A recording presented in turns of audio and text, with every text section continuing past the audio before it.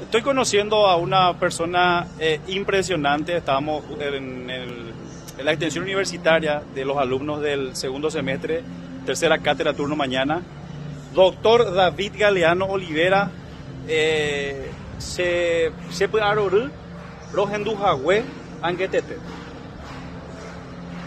Lo que aprendí esta mañana, nos cuesta, profesor, de repente pronunciarnos bien en el guaraní, pero parte de lo que nos enseñaste esta mañana me dejó más que sorprendido, porque hay tantas cosas en la cultura paraguaya que no sabemos, profesor. Y yo sentí que de verdad estás preocupado por preservar y por cuidar a la cultura paraguaya y que eso se pueda transmitir a las generaciones. ¿Por qué pasa eso, doctor? Y bueno, lastimosamente hay un proceso que es el que estuvimos hablando allí, de degradación de todo lo que tiene que ver con lo nuestro. Significa eso, en otras palabras, que lastimosamente después de la guerra del 70 se da un fenómeno de prácticamente aniquilación, no solamente física con la muerte de la gente, ese 10% que resta, que es una circunstancia tan lastimera, tan trágica. Y a partir de allí todo un proceso, porque la primera disposición fue que se prohíbe hablar el guaraní, se prohibió hablar guaraní. Y a partir de allí mucha gente que fue inclusive a formarse a la Argentina llegó al Paraguay y prohibía el uso del guaraní. ¿Y cuánto tiempo pasó a ser algo chabacano, algo sucio? Por mucho tiempo. Hablar guaraní, la gente escuchaba a alguien indio. El indio más guaraní, totalmente. El campesino, ¿verdad?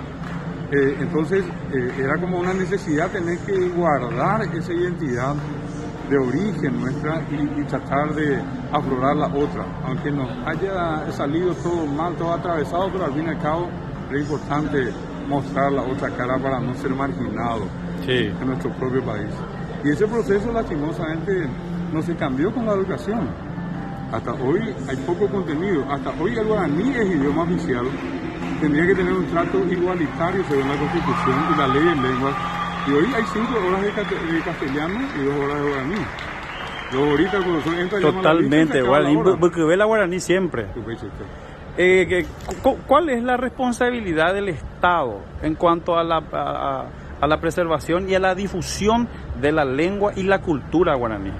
Y bueno, yo creo que es el momento que asumimos que el Paraguay es un país bilingüe, que es responsabilidad del Estado. La promoción, la difusión, la responsabilidad es enorme. Hoy contamos con una Secretaría de Políticas Lingüísticas, pero no existen los recursos.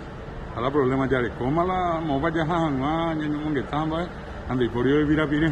Pirapire, ya de cómo todo lo que están en el ámbito, digamos, de la promoción, de la difusión, lo que es la comunicación, saben que todo eso cuesta, tiene costo. Y es lo que hasta hoy no se dispone. Todo lo que hoy el guaraní y lo que se llama la cultura popular, el folclore, logró como se dice comúnmente, a pulmón, ¿verdad? Por iniciativa particular, por iniciativa de instituciones privadas, pero muy poco, nada lo que hizo el Estado. La Secretaría de Políticas Lingüísticas funciona desde el año 2012 recién. O sea, eso te da la pauta que todo lo anterior se hizo como se pudo, pero sí, se hizo y valió la pena. Que a partir de ahora recién existe una especie de organización. Demasiadas cosas hablaste en tu disertación. Yo me conmoví, profesor, cuando hablaste de la mujer paraguaya, de lo que tuvo que vivir, de qué idioma tuvo que hablar, de qué idioma tuvo que criar a sus hijos, y que de repente me parece tan injusto que en estos tiempos existan compatriotas que sientan como un poco de vergüencita de hablar el guaraní, porque no sabemos la historia que hay con nuestro idioma en cuanto al desarrollo de nuestro pueblo a partir de la Guerra Grande. Así mismo, yo por eso ponía como testigo, ¿verdad? Lastimosamente uno tiene que buscar inclusive a alguien de afuera como para creer, porque si decimos nosotros, es como que nosotros mismos pues no nos damos importancia. Totalmente. Ese es nuestro, digamos, peor problema. Valoramos todo lo de afuera, pero menos lo valioso que tenemos adentro. Si traemos a alguien de afuera para que nos valore. Cualquiera que dice acá puede decir, o viene de afuera, entonces tiene más valor. A eso pongo como referencia porque cuando ocurre la guerra y esas mujeres de Piribí, a las que yo recordé, que llegaron a hacer lo que hicieron, salieron a poner pecho. La vida y la muerte a la vez. Y murieron muchas en ese enfrentamiento, fueron degolladas. La guerra del 70 no era un balazo y se acabó, era degollarle a la persona. como ocurrió con el jefe de plaza de Piribebuy, Pedro Pablo Caballero, un héroe que nadie conoce, ¿verdad? A él lo descuartizan a caballo, antes de eso le violan a la mujer frente a él, matan a sus hijos, y esas mujeres salen cuando ya no había nadie y pelean, mueren, otras son violadas, tiempo después se enteran que quedaron embarazadas y ellas tuvieron que matar en sus vientres a sus hijos para no tener a hijos de los invasores. Eso es demasiado grande, eso no creo que otra mujer en el mundo haga, y probablemente más de uno dirá, pero bueno, estaban locos, no sabemos, pero hicieron un acto de heroísmo fuera de serio, y ellas, las sobrevivientes, volvieron a educar a sus hijos en guaraní, no lo hicieron en castellano ni en inglés como dice allí. Más que nunca, yo creo que la juventud paraguaya y quienes nos estamos educando, porque habemos gente de todas las edades, yo tengo 41 años y estoy en el segundo semestre de Derecho, tenemos que empoderarnos, agarrar la cultura paraguaya, tragar todo lo que se pueda mentalmente y difundir esto. Yo te sentí, doctor, tu preocupación cuando hablabas, sentí que de verdad te quebranta que no se esté de repente desde el Estado o desde la sociedad misma trabajando en la protección de nuestros antepasados, de ellos. En un momento hablaste, por ejemplo, de la función del INDI, sí, y hablaste de todo el padecer que tienen que vivir ellos para un reclamo ante el gobierno paraguayo. Y que están ahí frente a nosotros. Dijiste, yo no hablo en tiempo pretérito. Ahora están ahí enfrente. Sí mismo. Entonces yo creo que le hablas a esa gente, a los que se están formando, a los que se van a formar, a los que van a ver este video en relación a la importancia de la valoración de la cultura paraguaya.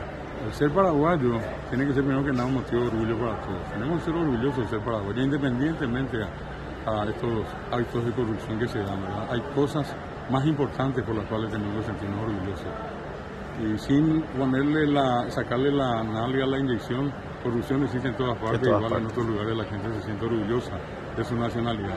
Sí. Lo primero que nada, valoremos lo que somos como paraguayos. En segundo lugar, el hecho de valorarnos significa también valorar a todos los que viven acá, sobre todo a los hermanos indígenas que han sido prácticamente todos desalojados, tristemente desalojados, en connivencia con las autoridades, ¿verdad?